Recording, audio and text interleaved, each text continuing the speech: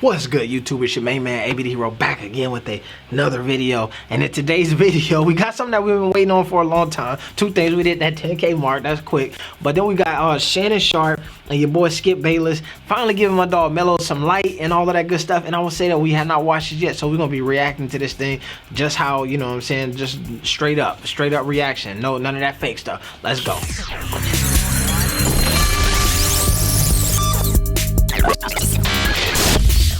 Alright, so before we get into it, I want to say, yo, we was going to do that recap for the Blazers Hornets game. We did not do it, right? I fell asleep on that game. I had to get up this morning to watch it. Got some other stuff. If y'all still want that, let me know in the comment section that y'all want that recap, and then I will still drop that today. You feel me? Alright, I had to get up, then I did some editing for the other stuff, went to work, all of that. But Skip, then we hit to 10K today.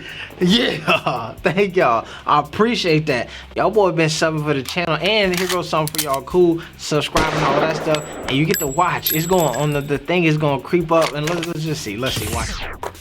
Dang, oh, here we go, Oh, 9, 3, 2, 1. Blast off. Oh my goodness, 10,000 times you say goodbye, don't stay away. Alright, I'm sorry, that was something. I was hyped though, and I'm sick that I didn't get the recap in and be able to have that hit on the recap. But this is even better because we got Skip, Shannon, and all of that stuff. Let's do it. Reaction. I promise. This is the funny thing that y'all gotta know, and this is why this reaction.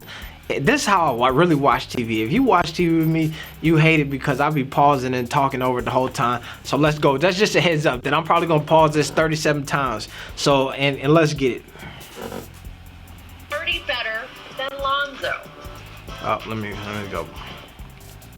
LaMelo are spelled, and you know he's having the best season of his career right now. So Shannon, is LaMelo already better than Lonzo? First off, come on, man. Don't do that. Don't put my dog. We just did Melo in, and now y'all gonna try to throw Melo Lonzo. We've been already to discuss this. Come on, man. Don't open up with that. 20 points, 6 boards, 6 assists over the month of February. Talk to me. I don't know if he's better, but I would take him because of his upside, Skip. He can score the ball a lot better than his other brother can, and he makes it look easy. The way his ability to drive and finish at the rim, his three-point shooting, although Lonzo has gotten vastly better at shooting the three, LaMelo looks like a better shooter, a pure shooter of the two brothers. Right now, everything that he's saying is correct. It's just, if you're judging off rookie seasons, what LaMelo doing versus what Lonzo doing in his rookie season look different. Even right now, Lonzo is shooting that thing at a very high clip, but Melo has them other elements to his game that I always talk about. Driving to the basket, getting contact, getting to the free throw line, and knocking down the threes, plus all of the passing and all that stuff. It's just, to me, I hate that they even bring this up and then try to pit them against each other like that, but that is sports. He looks like he's a little taller, Skip, and although he doesn't guard as well, he plays passing lanes. His anticipation is a lot better than Lonzo. So for me, if you said, okay, Shannon, you get one brother right now, I would take Melo.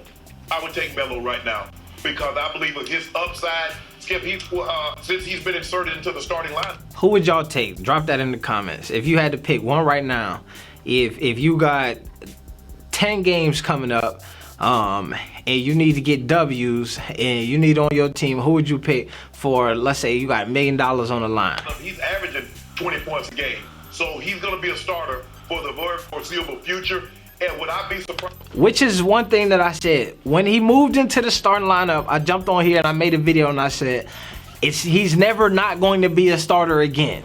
It's not going to happen. I seen where folks who was talking, like, I don't know, maybe, you know, when boy come. No, I said, it's over now. You put him in there, there's no way he relinquishing that. To see him as a 20. And I think that, and I mean that to this point, that when he originally got into the starting lineup, it was debatable of, it was like more so like you need to start over Devontae Graham.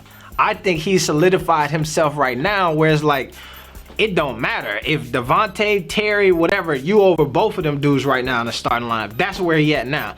Before, it was like, you got Terry, and then who's going to be the other person? Now it's LaMelo, and who's going to be the guy in there with him? That's where I feel like he done moved himself to 1A. 5, 7, and 7 guy, I would not. He's better earlier than I think people thought he would be. You're hurting. He was projected because of easily been the number 1 pick. And people are like, yeah, over time. But he's better much sooner than people thought he would be. I would take him right now over Lonzo, and I believe he will be the better of the 2 players. He's not better than I thought he would be. He is probably right on par with where I thought he was going to be. He actually started the season slower than I thought he was going to start the season. But this 26-6, that's about right. I mean, you said 25, 7, and 7. Shannon, I'm thinking more like 25, 10, 10.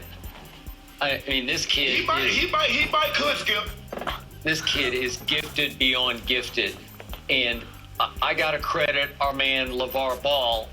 He sat right here next to me 3 years ago, and after we finished the show, we were just BSing about whatever, and we started talking about LaMelo, who was then very young, obviously, and he just flat out said, my youngest will be the best. I have heard him say that, and that's a factamundo. And at that point, I thought Lonzo was going to be really good, and he's turning into a really good player. But he ain't this kid.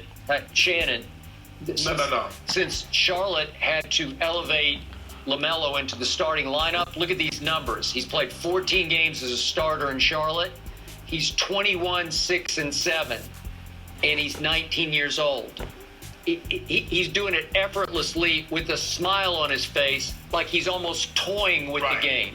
It's like, you guys want me to play? If you want me to play, I'll show you. I can do this.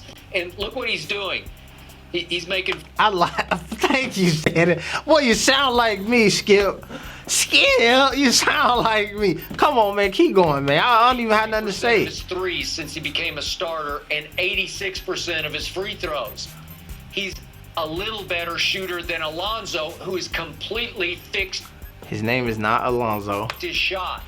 Lonzo is now taking and making threes with authority and conviction, fearlessly, and I didn't think he'd ever be able to get away from this and bring it back to here where he could trust it. Now he trusts it because he's, as you know, he's all the way up to 40% from 3 for the year. Well, that'll work. He's turned into a real live grown-up NBA player. I just like the way he looks. His body's matured, his face is matured. He just looks like a professional basketball player, and I love his upside and his future. But his little brother, and by the way, I think Lonzo is being motivated by his little brother. I said that before too. I think that a lot of people feel like, and I guess it's like a little bit of both, right? There's Lonzo coming into the league and kind of setting that precedent and giving that experience to LaMelo definitely makes it easier for LaMelo to hoop, right? You would think though, and this is the same kind of the ideology that they had with Lonzo, is that the pressure that your dad is putting on you is going to be the pressure of having that brother who's a number 2 in his debate. You got to come in and this, all of this. And I think that LaMelo is just ready for that. And I think that one of the things that Melo always says, that LeVar has always said, is that he preaches to them, is it's just basketball. It's not, there's no pressure. You missed the shot, okay, whatever, is basketball. And I think that that's the cool, calm, poised confidence that LaMelo walks around with the understanding of, yo, at the end of the day, this is just basketball.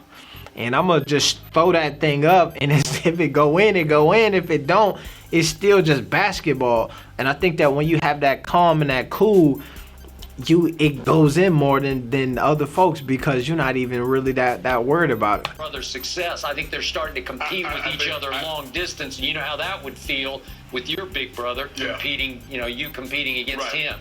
But my God. I agree with you. I think Lonzo is a better defender, but I don't believe Lonzo, even at his best, will have the offensive upside as this kid has. No, he won't. And in the NBA, it's still an offensive league.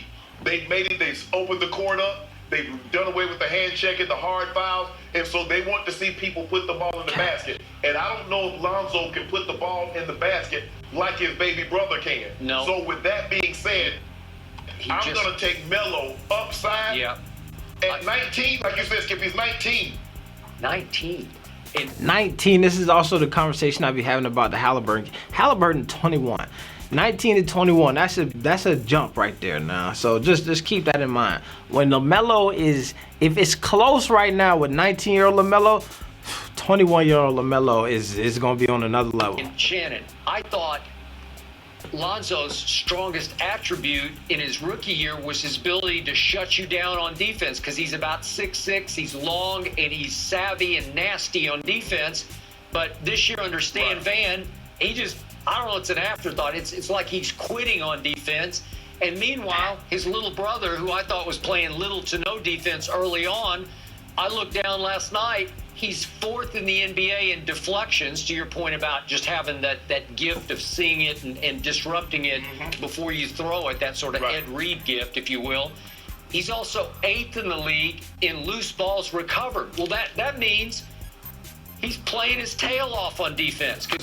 Let me tell you all this, and this is the thing that I always be trying to correct people on when it comes to that whole myth that these dudes can't play defense. LeVar used to tell me this thing all the time. People be saying that we can't play defense, but they don't realize that we play more defense than anybody else because they so fast paced on offense. The amount of possessions that you get into in that style of game that they playing 60, 70, 80, 100 possessions a game. So they playing a ton of defense and they pressing the whole time. So when you pressing, all that is anticipating passing lanes. All that is putting moving your feet and sliding and trying to block people into the corner. There's a lot of small defensive principles that you pick up in that style of play that they were playing that so many people discredited that relate and then actually transfer into a slower down game. If you're moving at as fast as you can trying to anticipate a passing lane, and then you say, all right, we're going to slow this thing down, and then you get folks telegraphing it a bit more, that's the stuff that you get into. You start to, you damn near lead the league in deflections as a 19-year-old. So if you're going for loose balls, then you have to be playing hard. He doesn't look like he's playing hard because he's always got a big smile on his face. Lonzo never has a smile on his face. And the little brother is just having a ball playing basketball as a ball in the NBA. I think the thing is also, Skip, his flair. He has pizzazz. He does. Lonzo is very matter of fact. He is. But if you look at Melo, the passes that he makes, he's this, and he's underhand flipping it. The relationship that he has with Mikal Bridges on the lobs. He does. That boy said Mikal Bridges. Who is Mikal Bridges? They call it Airbnb. So for me, Miles Bridges and Malik. I think you tried to mix Malik and Mikal, Malik and Miles together, and you came up with Mikal. I was like, how good is he going to really be? I mean, because the guy hadn't really played a whole lot of organized ball, Skip, really since, he went to Lithuania, and then he went to this Chargers boarding school in Ohio, and he over in Australia. Yeah. I'm like, stop doing that.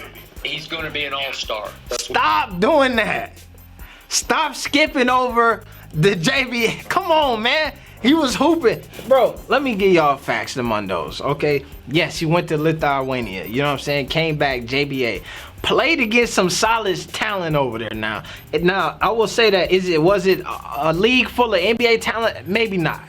Was it a league better than if you took the top JBA players, the Curtis Hollises, the Jarrell Springers, the Jordan Rays and all of that stuff, and you put them together and you took them and say, yo, y'all gonna go play against the All-American McDonald's squad? Is it gonna be a basketball game? Yes, trust and believe me, it would be a basketball game. If you took that squad and you say, go play against some D1s, yes, it would be a basketball game. How do I know this? Because this same team went over to Europe and played against the equivalent levels and higher in whoop tail. So please stop. I hate when they do that, man. I gotta go, but we gonna get back into this, man. I'm happy that they actually finally got my dog featured on here. It's your main man, AB the Hero. We finna get up out of here. No, not peace. +1 triple B's. We out. There it is.